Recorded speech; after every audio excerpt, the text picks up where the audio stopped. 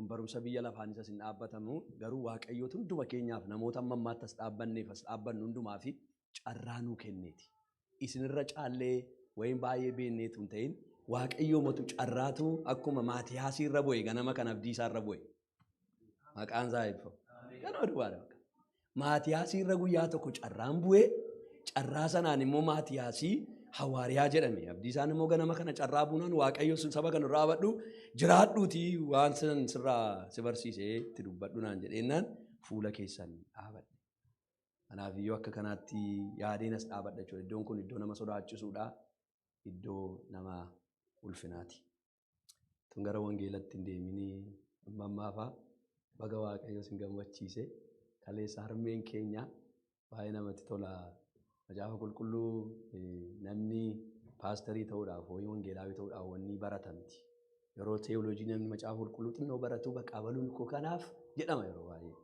Mammaanii kaleessa onlaayinii lubii masgabuu barumsa barsiisaa dafnoo isaanii waggaa tokko guutuu bakka ituma ijoollee wajjin ituma mana keessaa ituma hidhanii baratanii bixanii kaleessa eebbifamanii mee waaqayyoo baga kanaan sin geenne harka rukunnuu fi harmee keenya baga gammaddanii mammaa baga waaqayyoo kanaan sin gee baga umurii keessan keessatti waan hawwitan bira geessan kanaaf namatti tola gaariidha wanta akkasii barachuun akkatti macaafa qulqulluu hiikan akkatti macaafa qulqulluu dubbatan nama gargaara maaliif namni immoo baratee hiika macaafa qulqulluu amma isaaf galee hiika waan ta'eedhaaf naafi akka kanaatti hawwannu baay'ee teenya waan ta'eef yoo jaalala keessan ta'e dhaabbannee macaafa qulqulluu dubbifannu natti tola yeroo dhaabbatanii dubbatan macaafa qulqulluu dubbifatan.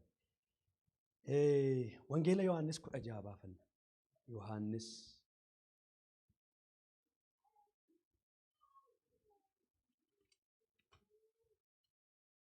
ergaa wangeela Yohaannis jechuun boqonnaa 16 tumti keenya baafanna horii dandeenyu lakkoofsa 25 kaasee isa jiru nan dubbisaan. Wangeela Yohaannis boqonnaa 16 lakkoofsa 25 kaasee akka jedha sagaleen Waaqayyoo. Yesuusii kana hundumaa dubbii alaatiin isinitti dubbadheera. Garuu yeroon ani dubbii alaatiin isinitti himu hin dhufa. Wanti kun akkasinii galuun barbaada. Yesuus Kiristoos iddoo kanatti kan inni dubbatu fakkeenya adda addaan Yesuus barsiisaa ture, bartoota isaatti dubbachaa ture. Waan baay'ee immoo itti himeera. Garuu iddoo kanatti akkasiniin galleetti ishee tokko dhoksaadhaan isinitti dubbadha jechuu barbaade. Booda inni ibsa akkasii dubbatan. Yemmuus mul'ataan waa'ee abbaa isaatii himeedha. Dhoksaadhaan dubbachaa ture amma garuu waa'ee abbaa isaatii mul'ataan isatti hime lakkoofsa 26. Gaafas isinii maqaa kootiin hin kadhattu ani immoo abbaatti isiniif nan dubbadha isaaniin jedhe. Isin waan na jaallattanii fi abbaa biraa dhufuu koos waan amantanii fi abbaan ofii isaa isin jaallata. Irra deebi'a ishee kan akka gaariitti akka hubannutti Yesuustu kana dubbata. Gaafas isinii maqaa kootiin hin kadhattu. Maqaa eenyuutiin? Maqaa Kiristoosiin. Ani immoo abbaatti isiniif maal ta'a? Nan dubbadha. Isaaniin jedhee. Isin waan na jaallattaniif abbaa biraa dhufuu koos waan amantaniif abbaan ofiisaa isin maal ta'eera? Hin jaallata. Abbaa biraa ba'ee gara biyya lafaa dhufuu koo deebi'ee immoo biyya lafaa dhiisee gara abbaa dhaquu koo jedhuudha. Lakkoofsa 39. Yommus bartoonni isaa kunoo ammoo dubbii haalaatiin hin dubbattu amma koo kanatti dubbattu jedhaniga bartootatti boodan isinitti hima waan isaa mul'atatti himte hamma ati waan hundumaa gaaffii namni qabuyyuu utuu inni sin gaafatin akka beektu nuyi barreerra. Kanaanis Waaqayyo biraa akkati dhufte in amannaa jedhaniini. Yesuus immoo isaaniif deebisee hamma hin amantuu gaaffiidha. Yeroo isin itti qobaatti na dhiiftanii gara mana keessanitti bittinfamtan hin dhufaa. Ammayyuu dhufeera. Ani garuu qofaa koo miti.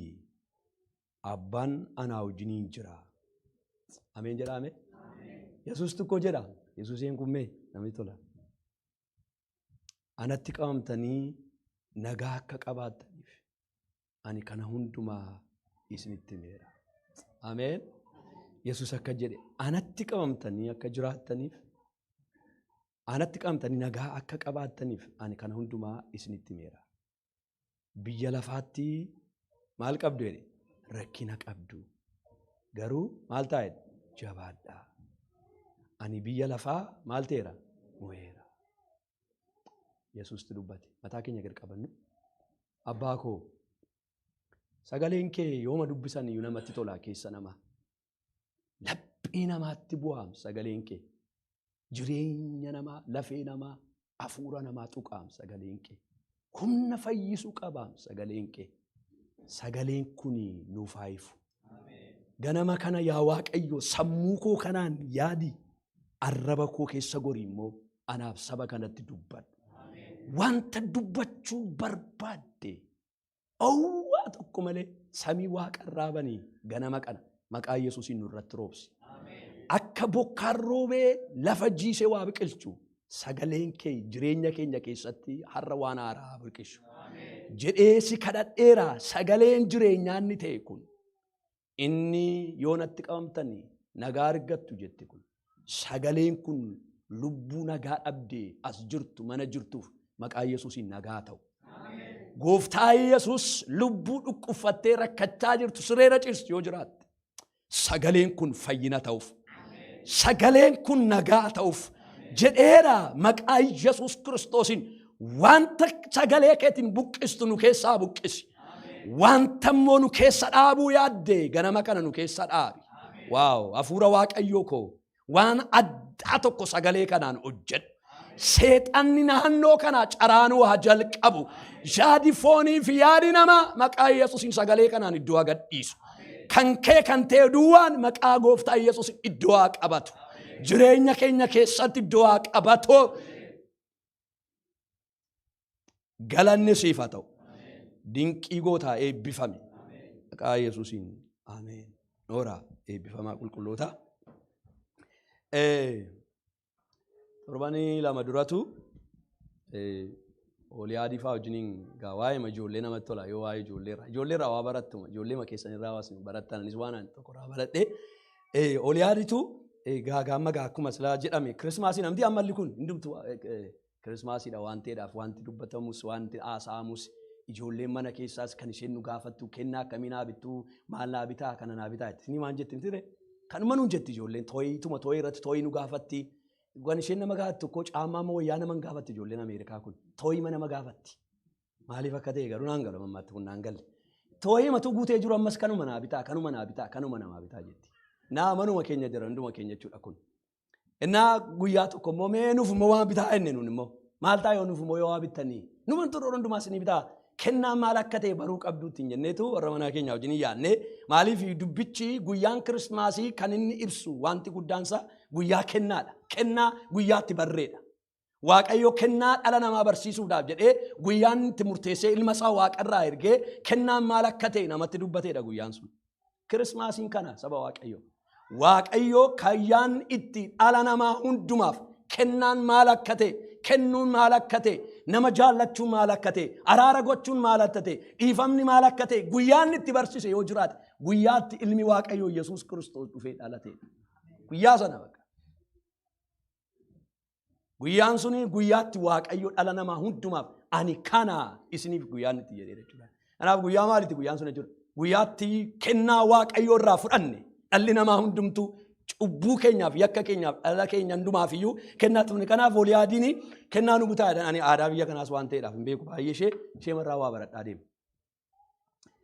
Innaan kennaa nu butaannee waan nama dhibmoo waldaa wayii tokko qopheessaatii jalqabaaf egaa innaan iddoo akkasii dhannaadha. Innaan kun jedheen jalqaban na qoyyadhe naan ijoollee wajjin immoo ijoollee kana biraa afuun immoo gaarii miti reegaa ijoollee keessan biraa afuun innaa gaatuma jennuu see tokko akkuma abboonni waan tokko hin goonu haadha manaa keenyaan jennu garuu immoo ijoollee keenya gaafa ilaallu gaafa immoo ishee ilaallu hin goonannee hin goonamti ree akkasuma jechuudha yoo hin gootan ta'e immoo godhaa isiniin jechuu barbaadeen keessa yeroo baay'ee abboonni hin dinna waan baay'ee waan ta'eedhaaf ijoolleef innee waan dhumaa gochuun gaariidha.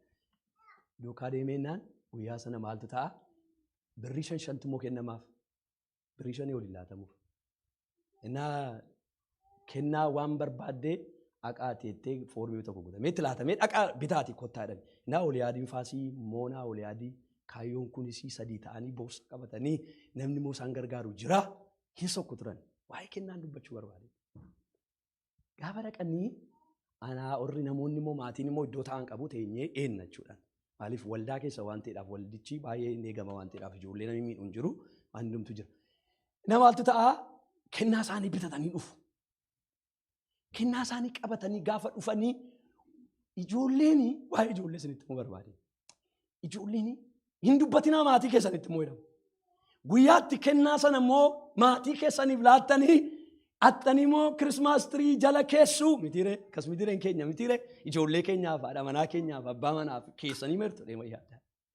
Innis wanta isin bittaniif hin beeku isinis wanta bittaniif hin beektan akka kanaa jechuudha. Aadichuma jechuudhaan biyyichuma nu kee jiraan maqaan isaa eebbifamu.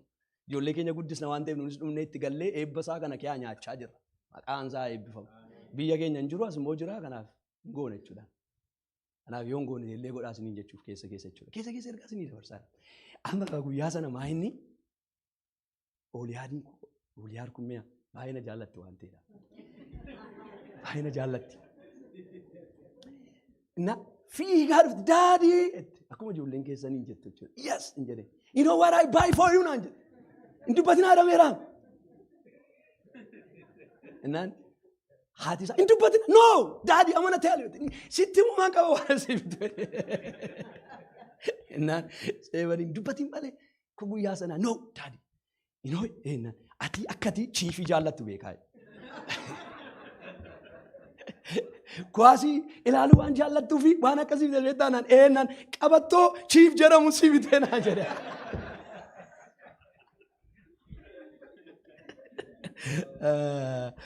Qabattoo chiif jedhamuun qabachuudha. Yoon kaadhee dhufee Ooliyaartu naa biteettanii yaadda jechuudha. Waaw ijoolleen namatti tolti. Maqaan isaa eebbifamu. Galanni isaaf haa ta'u. Anaaf isiniif garuu qabattoo kenname miti. Yaa alaabaa gayyaa. Waaqayyoo kennaa caalu caamaanuu kenne miti anaaf isiniif. Ijoolleen keenya nu gammachiisuudhaaf jettee haadha manaa abbaa manaa gammachiisu shittoo laannaaf gaariidhan. Waaqayyoo garuu waaqni waaqotaa inni ta'e waaqarra taa'ee gadi yeroo nu ilaalu iddoo bu'uu kan hin dandeenye kennaa caalu namni immoo dhaqee bitee namaaf laachuu hin dandeenye tokko ofiisaa dabarsee kennaa godhee waaqarraa Yesuus dhufee ofiisaa nuu kenne maqaan isaa eebbifamu. Isa kan si nuu kenname nuuf. Waaw! Kennaa sanatu jireenya nuu ta'e, fayyina nuu ta'e, boqonnaa nuu ta'e, abdii nuu ta'e, seenaa jireenyaa nuu ta'e mana kana kee fidee nu kaa'e. Kennaa caalu kanaaf Yesuus himmee dhaabadhaati harka rukutaati ililchaati Waaqayyoon galateeffadha. Haleluuyaa! Haleluuyaa! Haleluuyaa! Haleluuyaa! Kennaa caalu Yesuus. Haleluuyaa! Ameen! Ameen! Yesuus! Kennaa caalu nu kenname. Ameen! Isa sinii kenname saba Waaqayyoo. Maqaan isaa Yesuus jedhama. Haleluuyaa! Yes. Sanaa kenname sasini kenname. Kennaa caalu dhaame. Yesuus jedhame. Waaqayyo sanuu kenne. Waan nu kennu dhabe Waaqayyo tokkicha ilma isaa jedhame. Yohaannis yeroo ibsu waa'ee kennaa kana. Tokkicha ilma isaa jechuun waan qabu tokko jechuudha. And one isa jedhamu jechuudha. Isa dabarsee kennaa godhe Waaqayyoo anaaf isiniif kenne. Yesuusis waaqarraatii gadi dhufee dhoqqee isaa waaqeetti dhalate. Dhalachuu isaatiin immoo dhalli namaa hin dhalanne dhalate. Yesuus ituu mooteetti jiru. Baay'ee kan nama dhibu macaafa qulqulluu sana haxxanii yoo ilaaltanii haadhi isaaf abbaan isaallee iddoo namni itti dhalatu dhibame mana namaarra deemanii maaloo haadha manaan koo ulfaa Da'uu keessatti ciniinsuutti dhufe maaloo iddoo qabdu iddoo tokko na hin qabnu. Namni baay'eetu magaalaa kana dhufee hoteelli keenya guuteera. As dhaqaa Yoosef harreerra kaayaa manaasaa waan jaallatuuf hin deema. Ituma deemanii hin dhibame. Waaqayyoo isaan eebbisu maatii guyyaa sana iddoo mayyuu hin qabnu jedhanii baga Yesuus koo alatiin bineensi nyaateera ta'uu danda'a. Iddoon tokko jirti iddoo saawwi keessatti nyaattu jedhan Kiristoos ilmi Waaqayyoo. Isa dhalatu garaagaruu hin barreem namni kennaa kana akka namni baay'een hin barre. Ilaa Yoosefi kennicha ergamaan Waaqayyootti dubbate Maariyaamitti dubbate micaanni dhalatu ituun dhalatin eenyummaan isaa dubbatame garuu eenyummaa isaa baateetu anaaf isiniif jedhe jaalala koof jaalala keessaniif jedhe Kiristoos ilmi Waaqayyoo ituu Waaqa ta'ee jiru ituu gooftaa ta'ee jiru ituu mo'aa bara baraate gad of deebisee dhoqqee saawwaa keetti dhufee dhalate kennaa nuu ta'e maqaan isaa eebbifamu. Kennaa kana nuu kenne Waaqayyo nuuf. Kennaan kuni ani baay'ee kan na dhibu macaafa qulqulluu keessaa lubichi afur Waaqayyo waan keessa gooftaan dubbachaa jira malee kan miti lamni koo ganaa ittiin deema. Ilaamee lubichi gaafa dhaqee Yesuus Kiristoosin Maariyaam fa'aa mana qulqullummaa filan yaadattu miti saba Waaqayyo macaafa qulqulluudha. Maal godheedha beektu? Hin ammateedha.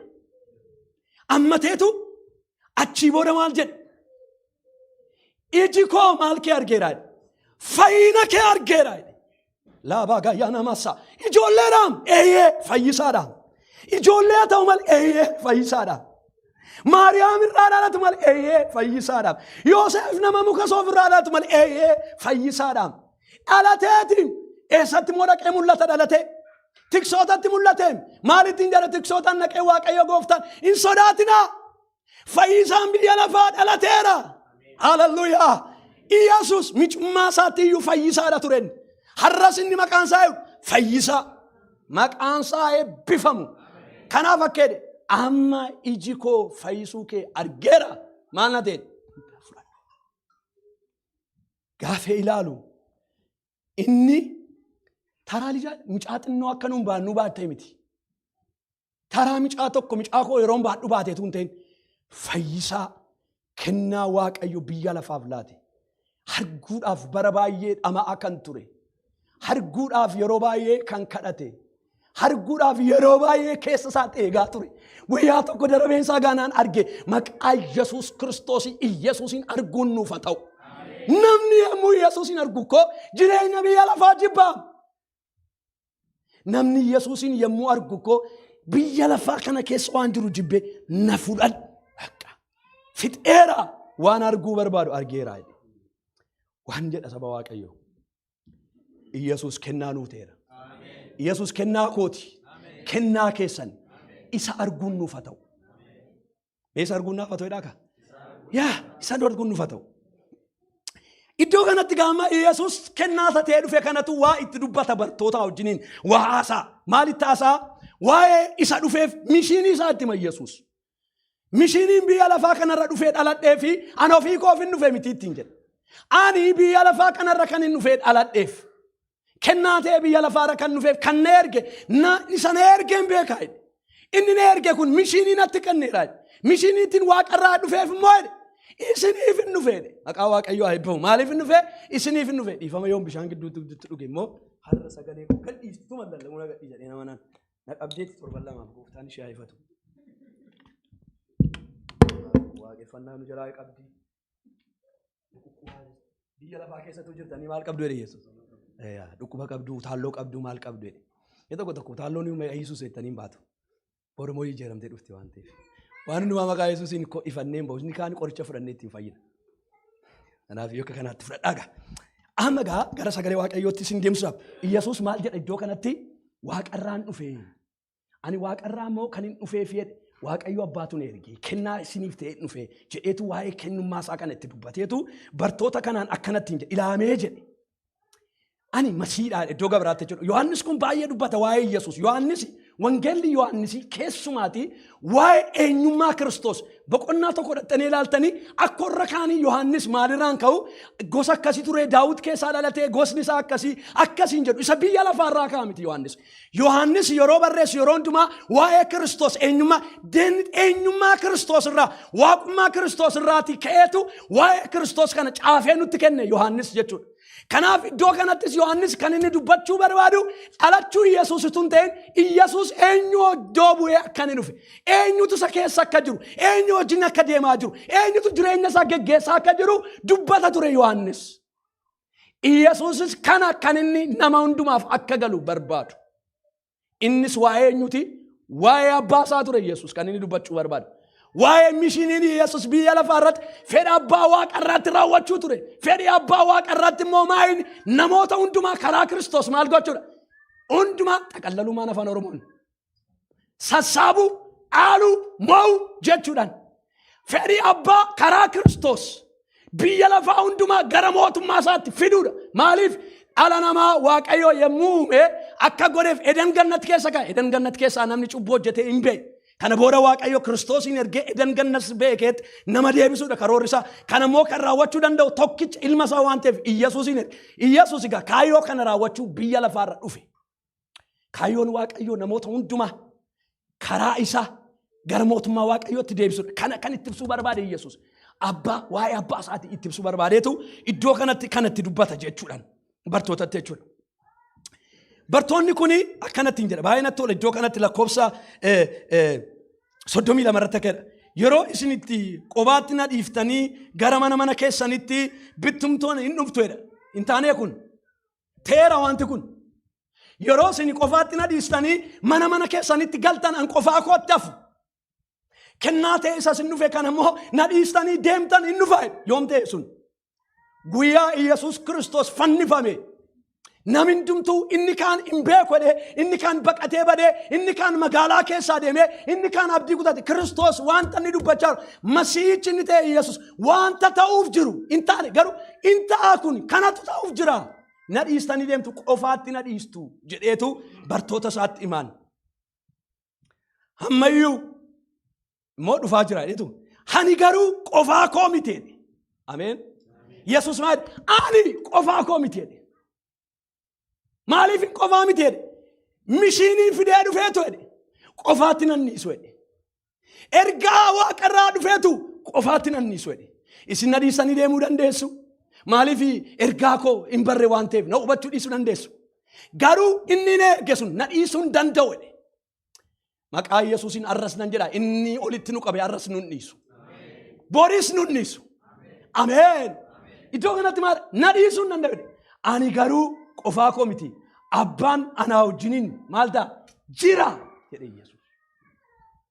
Abbaan anaa wajjiniin jira jedheetu achi booda akkana jedhee wanta hundumaa abbaan anaa wajjiniin jira jedheetu waa'ee eenyummaa isaa immoo akka jedhe dubbata. Ilaamee ittiin jedhan. Anatti qabamtanii nagaa akka qabaattaniif ani kana hundumaa isinitti himaa. Waan ammammaatti isinitti himu kun wanta naasee kuni ana isa Masiihii ta'e isa kennaa isiniif ta'ee dhufe kana yoo anatti qabamtanii jiraattanii nagaa argattu jedhee Yesuus dubbateetu lallaba koo irraa barumsa koo irraa kara barbaadanii fudhadhaa ergaadhaas haa ta'u akkuma Waaqayyo hafuura isaa isin keessa kaa'etti fudhadhaa akka jedhe biyya lafaatti rakkina qabdu jedheetu garuu jedhe jabaadhaa ani maal ta'eera ani biyya lafaa moo'eera isarratti dubbachuu barbaada. Yesuus biyya lafaa moo'e kennaan inni ta'e kun biyya lafaa kana irratti immoo waldaa kiristaanaa kaa'e. Waldaa kiristaanaa jechuun anaaf isiniif jechuudha. Yesuus akka jedhe gaama humnattiin biyya lafaa kana moo'u maa inni Yesuus dubbatu kun. Yesuus biyya lafaarra yommuu jiraachaa turesi yeroo deddeebi'aa turesi biyya lafaa kana moo'eera Yesuus. Ganaa moo'a miti Yesuus moo'eera Yesuus. Nuun isa ganaa dhufee moo'u lallabnatuun ta'in Yesuus biyya lafaa moo'ee mirga abbaatti deebi'eera. Si'ool hirkaa qulfii fuudhee mirga abbaatti deebi'eera. Deebi'ee dhufee garuu nu fudhata. Maqaa Waaqayyoo haa eebbifamu. Warra immoo isaa wajjinii moo'an fudhachuudhaaf Yesuus waldaa kiristaanaa dhiiga isheen qulqulloofte fudhachuudhaaf hin dhufa. hamma biyya lafaa irratti jiraannutti garuu akkamitti biyya lafaa Iyyasuus moo'e kana kee anaaf isin immoo moonee jiraachuu dandeenyaan isin wajjin ilaaluu barbaada. Iyyasuus moo'eera. Minam kun gaaffii hin qabu. Inni moo'e kanatu nu waameetu moo'ichaan isin moosise kana kee jiraadhaan nu jedhee dhugashi. Jiraadhaan nu jedheetu akkasitti immoo biyya lafaa moo'uu dandeessu. Akka amanaa tokkotti akka waldaa tokkotti jedhee Waaqayyo nuuf kenne tokko. Akkamitti biyya lafaa kana mo'annee jiraachuu dandeenya. Inni tokkoffaa hafuura Waaqayyootiin. Mee hafuura Waaqayyoo jedhame. Namni biyya lafaa Iyyasuus kan inni ittiin moo'e. Kan artiin dhagaa maaloo. Ijoolleen attention keessa hin hatin ergaadha sagaleedhas dhagaa. Misunderstanding biyya lafaa moo'uu tokko tokkotu jira waan ta'eedhaafi namni biyya lafaa moo'uudhaaf kan isa barbaachisu yoo jiraate Kiristoos jireenya isaarraa biyya lafaa fi rakkinaa fi Iyyasuus hadhaa'ummaa reebamuu wantoota jireenya Kiristoos irra dhufe hundumtu anaaf isin ragaa. Iyyasuus namas ture waaqas ture. Iyyasuus waan lamaan dhufe. Kana lamaaniin Iyyasuus akka inni itti moo'e macaafni qulqulluu yeroo dubbatu maal jedha? Ilaa akka jedha. Iyyasuus yeroo guddatee dhaqee Yohaannis bira dhaqee cuubame yoo yaadannate yeroo dhaqu Yohaannisitti gaafa dhufu edda cuubame booda samiin waaqarraan banameedha miti? Maal jedha sagalee Waaqayyoo gaafa dhufe?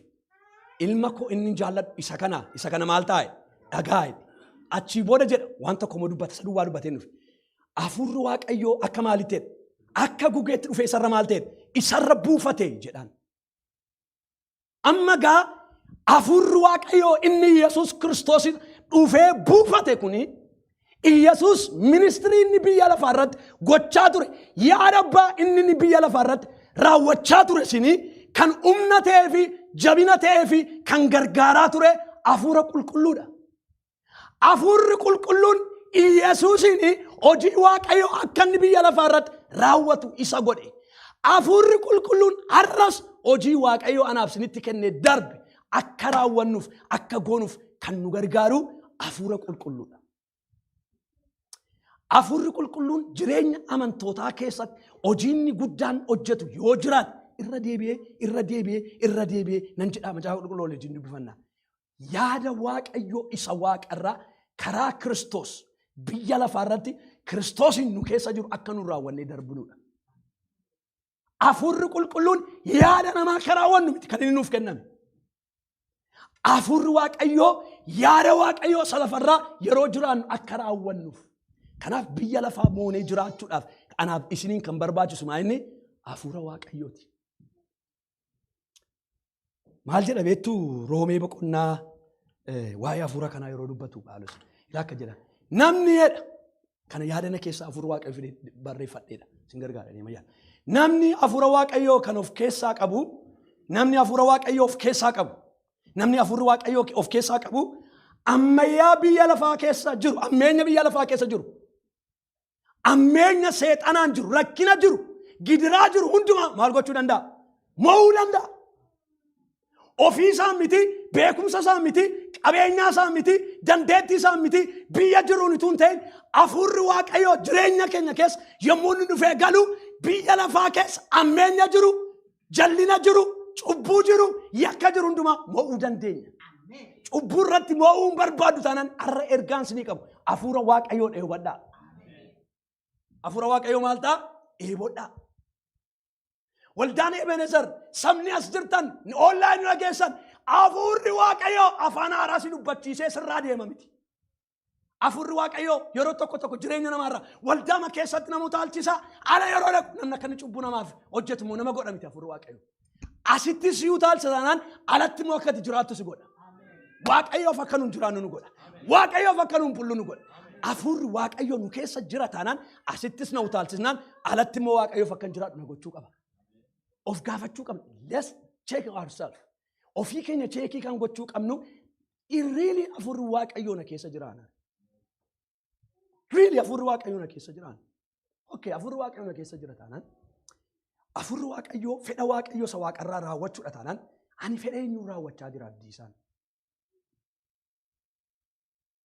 Fedha abbaa isa waaqarraa raawwachuudha taanaan hafuurri qulqulluun ani yeroon jiraadhu haadha manaa koo wajjiniin saban jiraadhu wajjiniin amantoota keetti Ani yaada waaqayyoon gochaa jira moo yaada ofii koo gochaa jira? Namni tumtu cheekii of gochuu qabna. Maaliif afurri waaqayyoo ammeenya biyya lafaa akka moonuuf nuuf kenname? Afurri waaqayyoo kan hojiinsaa. Afurri waaqayyoo raajii duwwaa dubbachiisa miti. Raajiis nu dubbachiisa, hin barsiisnas, hin lallabnas, hin faarfannas, hin geggeessnas. Waaqayyo wajjin akka jiraannu kan nu godha hafuura qulqulluudha. Jireenya qulqullummaa akka jiraannu kan nu godha hafuura qulqulluudha. Waaqayyoof addamaanee akka jiraannu kan nu godha hafuura qulqulluudha. Nama akka jaallannu kan nu godha hafuura qulqulluudha. Afurri waaqayyoo hafuura maalii ta'edha? Hafuura jaalalaa ta'edha. Isin hafuura qulqulluu yeroo jireenya keessan keessa dhufu nama jaalalaa ta'uun barbaaddan. Hin hawwitan eenyummaa isaati kan. Dhagaa maaloo ishee kan. Afurri qulqulluu jireenya keenya keessatti eenyummaan itti mul'atu nama jaalalaa nu godha. Nama qajeelummaan jiraatu nu godha. Qajeelummaa barbaadna miti. Yommuu manufeessa geegalu nama maalii taatati? Qajeelaa si godha malee qajeelummaa irratti bitatta miti ati. Wayin waldaa dhuftee qajeelummaa fudhattatu hin ta'in waldaan kiristaanaa lafatti qajeelummaa fudhannu tun ta'in lafatti hafuura waaqayyoo fudhannee hafuurri waaqayyoo nama qajeelaa ta'uudhaaf kan nu gargaaruudha hafuura waaqayyoo. Qajeelummaadhaan deebinna miti. Hafuurri waaqayyoo hafuura qajeelummaa waan ta'eef nama qajeelaa taana. Eenyummaa isaa jechuudha hafuurri qulqulluu. Qaama Yesuusiin kun siniif agalu. Eenyummaa waaqayyoo baruu nuuf ta'a saba waaqayyoo. Ani nama jaalalaa ta'ee ofimuu hin qabu ani. Hafuurri waaqayyoo yeroo na keessa galu ani eenyummaa kooti nama jaalalaa ta'uun barbaadee miti. Uumamuma kooti nama jaalalaa ta'uu hin danda'u. Uumama kooti nama namaaf waan gaarii yaadu ta'uu hin danda'u. No! Waan qajeelaa nama yaadu ta'uu hin danda'u. Uumamuma kooti. Eenyummaa haaraa isa ta'e hafuurri waaqayyoo garuu eenyummaa koo ajjeesaa, eenyummaa koo balleessaa, eenyummaa koo fannisaa, eenyummaa sana keessaan guddisa. Eenyummaan kun maqaa Yesuusiin sin keessaa galu. Hafuurri waaqayyoo eenyummaa mataa isaatii qaba. Saba waaqayyoo eenyummaa tokko nutti gashaa yeroo dhufu. Eenyummaa amala mataa isaatii maalaa baagayya. Amala kana maqaa gooftaan nutti agarsiisu har'as. Namni koo ani nama arrabsuun amala kooteedha. Kiristiyaan amala hin qabdu ati. Amalli kee amala hafuura waaqayyoo si keessa taa'uu qaba. Na dhagaa akka gaariitti. Eenyummaan keenya hafuura waaqayyoo nu kee jira taanaan eenyummaan koo arras mana waaqayyoo kee ta'e nama nan arrabsan taanaan ani hin geeddaramne. Listen to me. Dogoggora jiruun sinitti hima. Namni geeddaramsa hafuura waaqayyoon hin geeddaramne kaleessa biyya lafaa yeroo jiru nama arrabsina taanaan har'as mana waaqayyoo keetti nama nan arrabsan taanaan we need to go back to qalbii diddiirannaa. Qalbii diddiirannaatti deebi'uu qabna. Because eenyummaa biyya lafaan mana waaqayyoo keessa maal ta'ara? Deddeebi'aara. Hafuurri waaqayyoo eenyummaa qaba.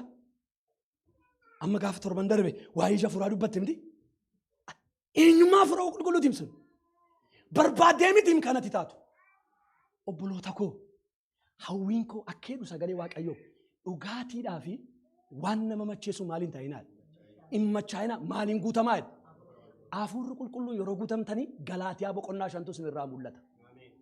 Minim xiyyaaqee iddoo waama tokko barbaadanitu eenyummaa keessan sun eenyummaan koo sana jechuudha. Namni yeroo sin argu hafuura waaqayyoo maashaallah baabaa hin jettan isin eenyummaa keessan sana jiraattu. Afaan haaraa dubbachuun sanitti nima hin goyyoominaa afaan haaraa nan haasa'an nan dubbadhaan sirriitti itti amantaa sirriitti namana garuu afaan haaraa haasa'uun koo kiristiyaana nan godhana. Ituunni dubbatu dhagee isarraati dubbachuu. Nama dhageessanii dubbachuu dandeessu.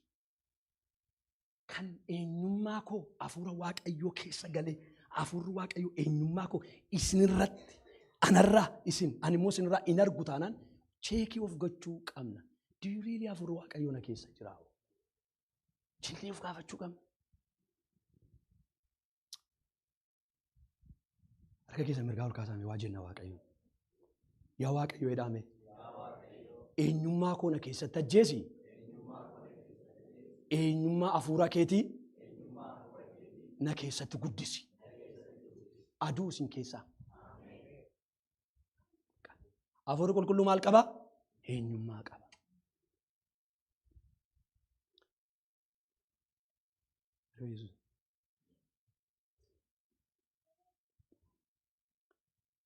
eenyummaa ilaame malaamee saba waaqayyoo maaloo wangeelli kun nu galeennaan inni tokko akka waaqayyoo wajjiniin smuuzii jiraannee lafa kanarraa dabara. Kun nuuf galuu qaba wangeelli kun nuuf galuu qaba.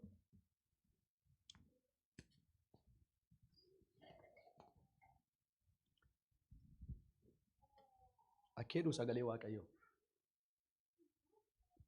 Ergaa Yohaannis boqonnaa 4 akka jedhan ijoollee koo jedha Yohaannistu dubbata kana. Isin kan waaqayyooti jedha. Isin kan eenyuuti jedha? Kan waaqayyooti. Raajota sobduu sanas maal taniitu? Mootaniittu. Hafuurri isa biyya lafaa keessa jiru sanarraa hafuura isa sin keessa jirutu maal ta'a? Caalaa jedhan. Hafuurri biyya lafaa keessa jiru amala biyya lafaa nama keessa reflekshinii godha. Dhagaartuu naaf jirtu? Ilaa dhagaa ammas. Hafuurri waaqayyoo akka jedha eenyummaa akka jedhamu ilaala. Hafuurri isa biyya lafaa keessa jiru sanarraa hafuurri biyya lafaa hafuura akkamiiti? Haasofnu hafuura akkamiiti? Galaatiyaarra hafuura akkamiiti? Ejjaa, jibbaa, xuraa'ummaa, qajeelummaatti jiraachuu dhiisuu. Maal jedha tokko immoo halbaadhummaa. Kun hundumtuu hafuura isa akkamiiti? Hafuura isa biyya lafaa isa seexanaati. Maal jedhaa kompeerii godha? Hafuurri isa biyya lafaa keessa jiru sanarraa jedha. Hafuurri tokko biyya lafaa keessa jira. Hafuura sanarra hafuura sin fudhattan karaa Kiristoos sin keessa jiru suni hin caala jedheetu hafuurri sun jedha. Ibroota akka jedha Roomee keessatti immoo amma Roomee dhannee ilaalla. Roomee baafadhaa isa kanarra akka gaariitti isa mana haasa'aa jiru sana akka isinii gashaa isa kana. Roomee boqonnaa 8 baafadhaa maaloo. 8 hinduma isaan dubbatu walii wajjiniin haasa'aa deemna. Roomee boqonnaa 8 midhaan qulqulluu baafadhaati. 8 isa 11 miti kun Roomee 8 9 kaasnee haasofna. Akkeedha. 8 9 akka jedhan. Hafuurri waaqayyoo yoo dhugumaan isin keessa jiraateedha. Isin akka fedha hafuuraatti malee akka fedha fooniitti maal hin taatan? In jiraattanidha. Naa wajjin hin jirtu miti. Ilaa akkeedha. Ilaa akkasiniin jedha waaqayyo gooftaan maccaa ganama kana abdii isaa fanaaf. Hafuurri waaqayyoo yoo si keessa jiraatedha. Hafuurri waaqayyoo inni si keessa jiraa kun immoo siin jedha. Fedha mataa keetiitti akka jiraattu tun ta'e fedha isaa sitti gasha. Fedha isaa sanaan maal taata? Fedha abbaa jiraatta jechuudha. Iyyasuus fedhi isaa maal ture beektu saba waaqayyoo? Maal ture fedhi waaqayyoo? Yoo fedha kee yoo ta'e maaloon kun narra dabartu jedhe. Xoofoon kun fedha eenyu ture? Xoofoon sun akka irra darbu. Fedha Kiristoos ture. Gartaniitu? Xoofoon kun fedhi Iyyasuus xoofoo waachuun barbaadu. Gindiraa masqalii guddaa baatee golgoorraa tolbaa'uun barbaadu Iyyasuus. Maaliif hin cimakaa? Reebamuun hin cimakaa? Gaafa isaan rukutan foonni keessaa buqqaa. Hin cimakaa? Garuu yaa abbaa jedhe Iyyasuus. Yaa abbaa fedha kootu hin ta'in fedha eenyudha? Fedhi kee haa ta'u. Fedhi jechuun yeroo hafuurri waaqayyoo jireenya namaa keessa galu fedhi namaa fedhi ofii keessaa du'ee fedha abbaatu maal ta'uu jalqaba? Mul'achuu jalqaba. Iyyasuus foonsaa du'ee fedha abbaatu kee mul'ata. Fedha abbaa immoo maal? Reebamuu ture. Fedha abbaa immoo maal? Golgootaatti ba'uu ture. Fedha abbaa immoo maal ture? Du'ee guyyaa sanaffaatti du'aa ka'u ture. Fedha abbaa immoo maal inni? Qulfii Si'ool du'a keessaa fudhatee kee mirga abbaa taa'ee gaaf tokko deebi'ee dhufee nu fudhachuu ture. Kana kan isa dandeessisu garuu maal ture? Hafuura waaqayyoo ture. Hafuurri kun rakkina biyya lafaa ittiin dandeenye Iyyasuusiif jiraannee akka dabaru kan nu godhu maqaa gooftaan ganama kana nu argatu. Yaa laaba nargadheedhaame. Hafuurri kun lakkas nama godhaam saba waaqayyoo. Waaqayyoof akka taanu kan nu godhu hafuura qulqulluudha. Lakkeedha. Namniidha. Hafuura Kiristoos of keessaa hin qabne kan eenyu mitiidha? Kan Kiristoos mitiidha. Namni hafuurri Kiristoos keessa jiru. Inni maal abbo? በጣም ይቅርታ በጣም በእውነት ነው። እኔ አማርኛ የምችል አንድ ሰው ነው የምፈልገው። በደንብ አድርጎ ኦሮምኛ የሚሰማ አንድ አማርኛ የሚችል ማነበው ሮሜ 8 ላይ ነው። ስለ መንፈስ ቅዱስ ነው ማወራ። መንፈስ ቅዱስ በውስጣችን ካለ ለእግዚአብሔር መኖር እንችላለን፣ ለክርስቶስ መኖር እንችላለን የሚለው ነው። አማርኛ ነምተው አነሲ ለለባ ኦልኬ ሰመኩ እንጃለ ነው አንተ ይፊ ሽማን በኔ namni amaarifa sirriitti dandeessan nama kana bira kanaa teessanii barbaada. Dariin tokkee malee faan jirani. Joon bira naa taa'e maaloo.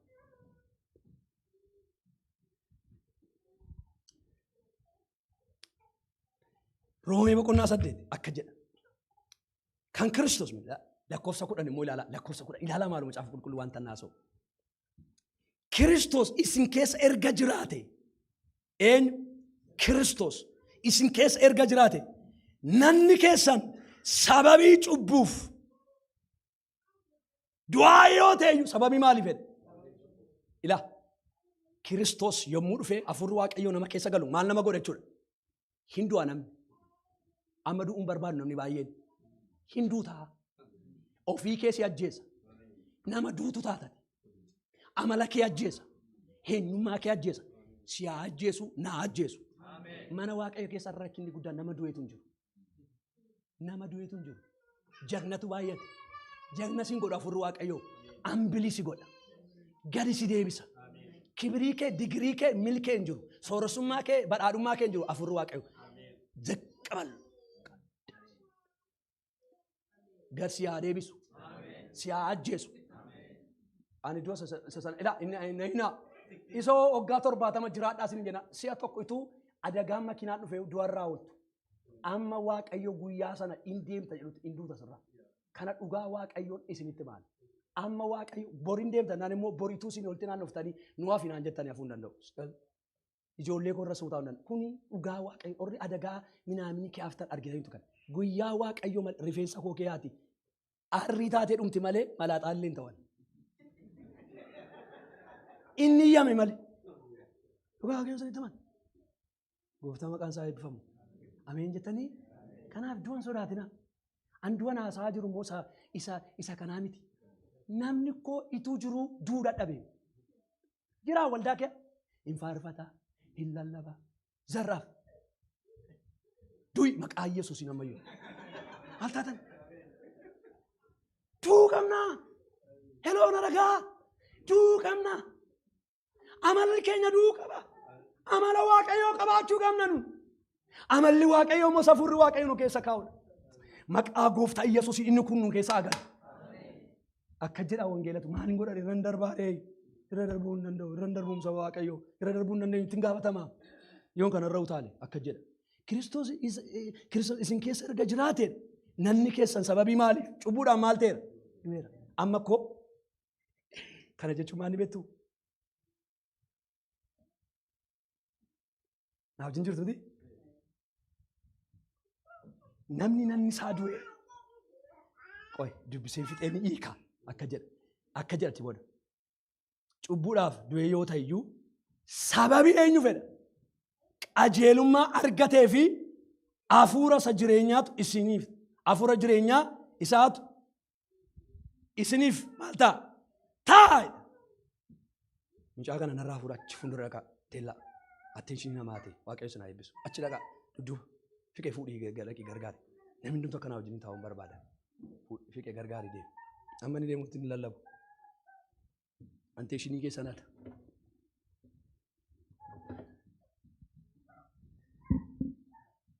Attentionii keessan tunaa wajjin akka taa'uun barbaada. Ijoolleen jeexxennaan attentionii keessan naa wajjin hin taa'u. Baay'een ijoollee jaalladha garuu nama seeraati immoo. Kanaaf. Mee afurri Waaqayyoo jedhame wanta isaaf hin taaneedha. Na keessaati jedhame ajjeesu. Maal ta'u? Ajjeesu. Namni koo du'uu dadhabeetu rakkinne yemmuu koo. Biyya lafaa keettis boksiidhaan nama rukunna mana Waaqayyoo keettis boksiidhaan nama rukunna. Boksiisa kana mitam. Waggaa jedhee obboleessee koo. Waggaa bada. Na itoo lama caansun. Waggaa bada fuura akkasii. Ani immoo waggaa hin jedhamti. Ani immoo nan oraanaan jedha. Fuura fakkasa. Ila namni du'e ani dhugaa waaqayyo toroomaa kana sagalee waaqayyo kana ofitti deebisuu barbaada. Aramtuu isinitti lallabiin ofitti lallabuun qabaadheen. Kana naasaa nama baay'eetti wanta ofii hin jiraanne namatti lallabuun gaarii miti hin jedhan. Maal obboloota kottaa mee hin jiraanna. Dhugaa namni baay'een hin deebi'a. Jiraachuu dadhabne amma kunuutu. Magaalaa kana keessatti wangeela sirrii jiraanne amma mee namni kun ilaalee nama baay'ee dhufa mootummaa waaqayyo. Nutu bira rakkina jiraannu. Mi'a jiraannu mee kottaa mee Yesuusiif adda baana. Mee kottaa mee nama hafuuraan geggeeffamu taana.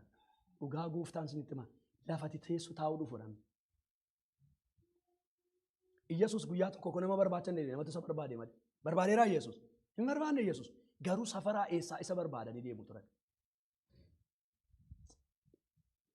Ilaakkee lakkoofsa 11 sana asirraa dubbisi. Hafuurichi Waaqayyoo, hafuurri Waaqayyoo inni Yesuusin warra du'an keessaa kaase. Wanta naasoo sagalee Waaqayyoo. Hafuurichi Waaqayyoo inni Yesuus Kiristoosin du'aa kaase isin keessa yoo jiraate agartee nutti deebisa ammas. Hafuurri Kiristoosin du'a keessaa kaase nanna duutaniitu sin ajjeeseera jechuudha hafuurri Waaqayyoo kun. Amma duuneera jechuudha. Amma akka duutaniitti fudhadhaa. Fedha keessaniif yaada keessaniif cubbuudhaaf hammeenyaaf jallinaaf sobaaf ejjaaf waan hundumaaf duuneerra. Maaliif hafuurri Waaqayyoo kana nu keessatti ajjeesa? Waan tokko isiniin jedha. Saamsoon yoom dhaqee ajjeese Saamsoon? Yeroo maalirraa sokkeedha? Hafuurri Waaqayyoo irraa sokkeedha. Maaliif? Eenyummaan Saamsoonii cubbuun akka hin hojjenneef yakkanni akka hin hojjenne kan isa godhu maaltu ture jechuudha. Hafuura Waaqayyooti. Namni hafuura Waaqayyoo keessa jira taanaani dhugaa gooftaan sanitti himaa cubbuu hojjechuu Waaqayyoo nama yoo amantanii sin ceephaama hafuura Waaqayyoo. Sin ceephaa'u taanaan hafuura Waaqayyoo gaafadhaa. Nama amantanii hin ceephaamam taanaan lakkii irra jirtanii deebi'aa. Silkiidhaan obboleetti amadheera taanaan waan jallinaa hojjedheera taanaan waan sobaa hojjedhee hafuurri Waaqayyoo nan boonsisu taanaan hafuurri Waaqayyoo narraa fagaateera deebi'ee kadhachuun naaf ta'a akka inni deebi'utti. Deebi'ee kadhachuun naaf ta'a because hafuura Waaqayyoo wajjin adda bahee jiran. Nan fiiga malee hafuurri Waaqayyoo na wajjin eenyummaa kootti na kenneera. Waaqayyoo eenyummaa keenyatti nu laatin. Namni baay'een eenyummaa isaatti laatameera. Waan barbaade godha mana Waaqayyoo kee. Waan barbaade hojjeta, waan barbaade dubbata. Maaliif hin duune? Namni du'e immoo waan barbaade gochuu hin danda'u. Hin danda'u. Foon kana fuudhee waan barbaade gochuu hin danda'an. Because kan nabitu jiranaan. Kan nabitu kun maal na godha? Wanta fedha isaatiin irratti raawwata. Fedha koo daawwachuu akka hin dandeenyeef maal na godhe? Nabiteera. Nana wisiisuu miti. Nama machuun nana wisiisuu miti. Eenyummaa koo miti kaa. Nama jibbuu nama jibbuu namni tuun namni irratti hojjetu jibbuu dhiisuun eenyummaa koo miti. Nama waan an ta'eef namni yeroo nama deessu nama daa'u miti. Eenyummaa koo miti. Maaliif eenyummaa haaraan na kee galee waan ta'eef eenyummaan kun maal na godha dhiisiif. Hin beektu isheen. Hin beekun. Itu beekee koo sin miidhu. Ati waan gaarii goote dhiisiif. As deemtee yaa Waaqayyo abbaa nan kana dhabna sana obboleettii koo obboleessa koo. Amma koo xiiqii qabannee waldaa kee dhaabannaa namni. Maqaa Yesuusiin hacitu kun. Hacite dhaame. Hacitu abboo. Asirratti dhaabatin hin dhaabannu asirra qulqulloomnee Waaqayyoof jiraan Waaqayyo nu eebbisa. Mana keenya keessa baay'ee keenya keessa eebbi baay'ee qabameera. Eebbi moolchaa qabameera. Maaliifi? Of gaafadhu. Maaliifi? Raajiin barbaadiin kana. Dhattee wangeelli siin jechaara.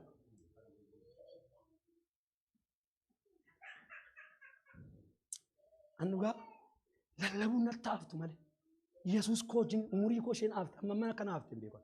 Umurii koo yoon immoo ati warri duwwaadhaa nama amma kanaa miti naan jettu malee silaatuu sinitti meenatti kolfituu dandeessu. Garuu hin dubbadhu. Qaansaa eebu bagana jiraachiste Yesuus eegu. Ammayyuu siif jira akka hin darbu na gargaar. Akka. Mee na gargaaredhaa mee. Akka Yesuusiif jiraadhaa maaloo. Haduun uume maaloo. Manni keenya aduu. Haadha manaan aduutu abbaan manaa aduu. Amma koo kan na gaddisiisu du'a koof du'a dhabuu keenyaa miti. Nuun du'uu dadhabuudhaan ijoolleen keenya nuu ilaalii badaa jiru. Waldaaf ulfinan qabdan taanaan waldaa dhufuuf ulfinan qabdan taanaan ijoolleen keessan akkas ta'u. Dhugaa Waaqayyoon isinitti maara. Na dhagaa sirriitti. Wanta facaasan maal taatedha? Hin hammattu. Isuma facaasa. Waldaatti fiidda taanaan waldaa dhufa ijoolleen kee. Maaliif abbaa isaa ilaalaa eenyu ilaala? Haadha isaa lallaba koo ilaala miti ol yaadi. Mana keessatti akka ibitti akka hin jiraadhu ilaala. Yeroon kee guyyaa tokko paaster jedhee na waamee hin beeku. Baabbaa naan jedhama. Neefa. Sintu paaster naan jedha malee. Ol yaadiif ammayyuu ani eenyudha? Abbaadha. Yeroon jilbeenfadhu na argata naan ol yaadi isa ta'a boru. Dhugaa Waaqayyoon sitti hima. Antaa'ee muuviin ilaala taanaan innis boru muuvii ilaala. Haaloo isumatti facaasee yoo. Taa'een namaan silkiidhaan obboleetti nama dhatee mucaan godhe jira. Baaba eenyu itti facaasaa jirtoo. Siitu itti facaasa miti hafuurichatu itti facaasaa jira. See ilaalti kaa. Ilaame eenyummaa haaraa sii kenna hafuurri qulqulluu. Waldaa duwwaatti tun ta'in eessattis mana kee keessattis. Lafa hojii yeroo irrattu eenyummaa gabraan qabaatina. Namni nama kan rakkanne lafa hojii nama gabraa waldaa yeroo dhufu. Gooftaa galatu eeguuti. Hallelujah dababa injiru akkas achittis isa ta'i. Achittis akkas nama goota taanaan namni jechuu keenya ilaalu. Siin jedhaan achitti akka gochaa oolte siin jedha. Jiraadhu achittis. Isa ta'i darbi. Dhugaa Waaqayyo siin ta'u. Siin kabajamoodha Waaqayyo. Hin bareeddu obboloota ko. Kabajan barbaaddu. Nama biratti fudhatamuu barbaaddu. Waaqayyoof ta'a. Ta'a Waaqayyo. Hingaa. Amni taphanne hingaa. Ogaa haraatti deemaa jirtu. Ergaa qaba Waaqayyo waldaa kana. Ta'i Waaqayyoof. Ebenezer. Ta'i Waaqayyoof. Jiraadhu Waaqayyoof. Kabaji Waaqayyoon. Foon keetiin Waaqayyoof buli. Phaawulos takkeedha. Foon koo kun yeroo inni maal ta'u? Hin rakkisa Phaawulosiin foonni kun. Dhugama Phaawulosiin Waaqa sadaffaa argee na rakkisteedha. Na rakkisteedha foon ittiin kun nama rakkistiin. Nama rakkisteedha akka godhaa maaliin godhaa jedhaa? Gaafa ciniin tan immoo nama dhukkuba mitiire. Wanti nama irraa citu hundumaa nama dhukkubdi. Sinirraa citu. Ituma nu dhukkubu amala Waaqayyoo hin taane Waaqayyo abidda hafuura qulqulluu nurraa kutu. Narraa kute dhaame. Dare.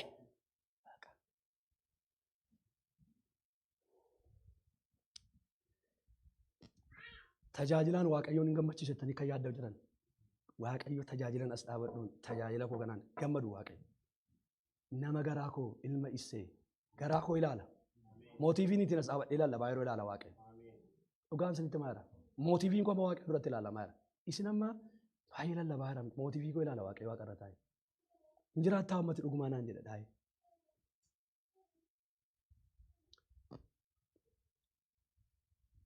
Ani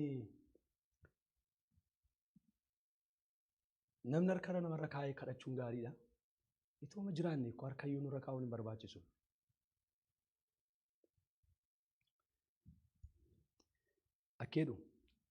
Akkeedha laa kun. Hafuurri Waaqayyoo inni Yesuusin warra du'an keessaa kaase isin keessa yoo jiraate inni Kiristoos warra du'an keessaa kaase. Hafuura isaa isin keessa jiraatuun. Garteentu? Hafuura isaa isin keessa jiraatuun nanna keessan isa du'e immoo maal godha? Ila ajjeeseetu namni bu'u akka itti Waaqayyo hojjetu. In ajjeese miti deebisee immoo maal godha suma? In jiraachisa. In jedhuu macaafa qulqulluurraa. Nanni ishee maatsanii ishee maal ta'ee tureedha? Du'ee tureedha. Mooteedha macaafni qulqulluu irroota keenya. Garuu Waaqayyo isma du'ee kana maal godheedha? Hin jiraachiseedha. Nanni keenya Waaqayyoof horoduu Kiristoosiif maal ta'uu jalqaba? Jiraachuu jalqaba. Na ajjeesii ofii na jiraachiseedha mee? Jechetti kana jiraachuun barbaadne jechuun barbaadne du'a ishee akkasii ishee ganaa ijoollee koo kolleejjii faan ergattu dhugaa Waaqayyo ergadhaayyuu ganaa ani haasa'an jira miti.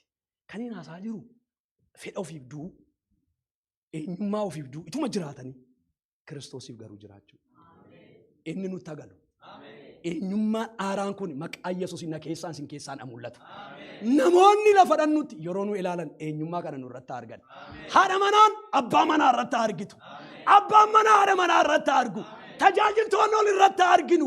Kun nurraa maqaa Yesuus hin mul'atu. Narraa mul'atu dhaame. Kana gammachiisa Yesuus ko. Mootanii jiraachuun barbaaddu? Biyya lafaa kana irratti bashannattanii akka ijoollee Oromoo ani jiraatan kana jiraatanii darbuun barbaaddu? Du'a. Fooniif du'a. Biyya lafaaf du'a. Yesuus immoo nu keettiin jiraata. Ameen jedhame. Ameen. Turuu na guyyaa gabraa dhufeera akkaataa adiin qabu. Nan deebi'aa na deebisii nan fayyaa na fayyisii fuula kee duraa nan ifaatini ayyaana kee narraa fudhaatini fuula kee duraa nan ifaatini ayyaana kee narraa fagaatini nan deebi'aa na deebisi nan fayyaati gooftaa koo nan fayyaa na fayyisi nan deebi'aa na deebisi nan fayyaa na fayyisi fuula kee duraati abbaa koo maaloo nan ifaati ayyaana kee hafuura waaqayyoon irraan fudhatin fuula kee duraati fuula kee duraa ifaati ayyaana kee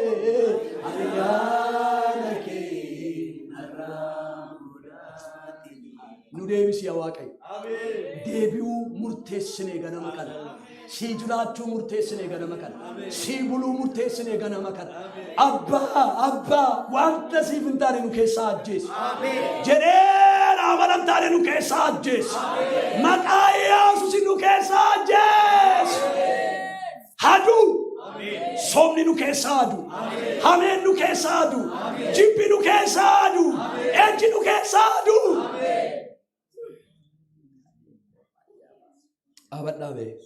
Abadhaa fuula waaqayyoo harka keenya gara waaqayyootti ol kaasnaa akka waaqayyootti harka keenya ol kaasnaa Yesuus koo ganama kana maaloo gooftaa karaa baay'ee kufneerra aniif sabni kun akka itti barbaadutti jiraachaa hin jirru har'a garuu sagalee kee kanaan of ilaalleerra maqaa Yesuus nu deebisi karaa dhugaatti si wajjin jiraachuutti nu deebisi afurri qulqulluun foon keenya lafee keenya idda keenya namummaa keenya hundumaa abitu iddoo tokko duwwaa miti Yesuus keessa keenya guutummaa isaa siif abitamu siif abitamu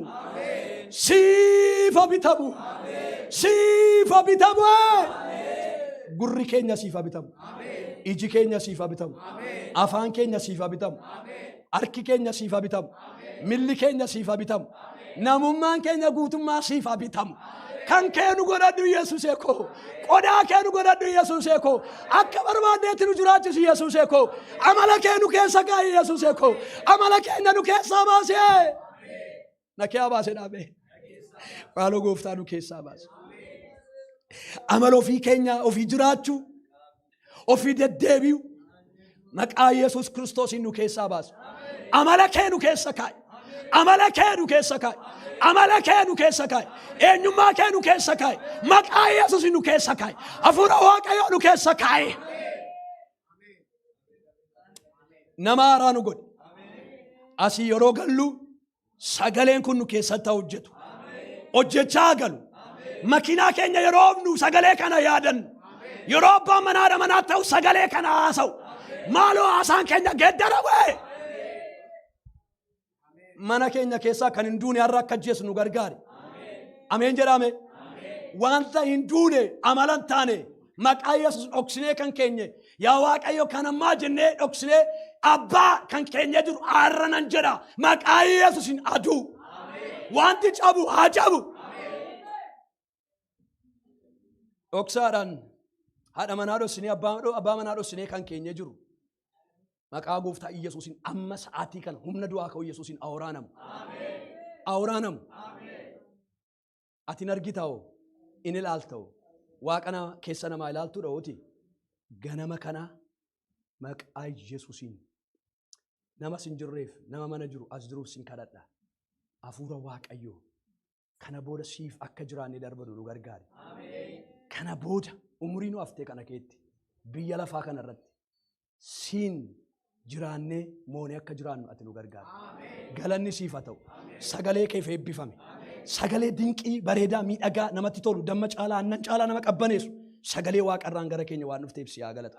Ijoolleen abbaa jaallatanii dheekkamaa jedhamee caafamee jira. Gooftaa koo abbaan ijoollee isaa dheekkama. Ganama kanuun dheekkamtee taanu qajeelistee taanu eebbistee taa olool jedhe. Jaalala addaan immoo ilma kee Yesuusii waan nu jaallatteef si haa galatu. Kennaa hundumaa caalu Kiristoos waan nu laatteef olool jedhe. Galan ulfinni siif haa ta'u. Sabni Waaqayyoo harka rukutee ililchee Waaqayyoo na galateeffatu. Haleluyaa! Haleluyaa! Haleluyaa! Ameen. Hashuu.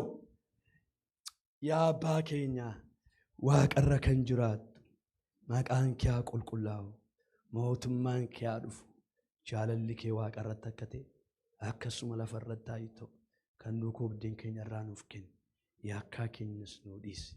Nus kan yakkaniif akka dhiisnu qoromsatti nu gashin. Amaas nu shimalee mootummaan san keetii humnis galannis bara baraan. Ameen. Harka keessan gara Waaqayyootti ol kaasaa. Eebba Waaqayyoo fudhadhaa. Waaqayyoo isin haa eebbisu. Waaqayyoo fuula isaa gara keessanitti adeebisu. Waaqayyoo ayyaana isaa isiniif haa kennu. Waaqayyoo ba'uu keessaniif galuu keessanitti isinii wajjiniin haa ta'u. Maqaa Waaqayyoo abbaan, maqaa Waaqayyoo ilmaan, maqaa Waaqayyoo hafuura qulqulluu Waaqayyoo tokkoon. Ameen. Eebbifamaa.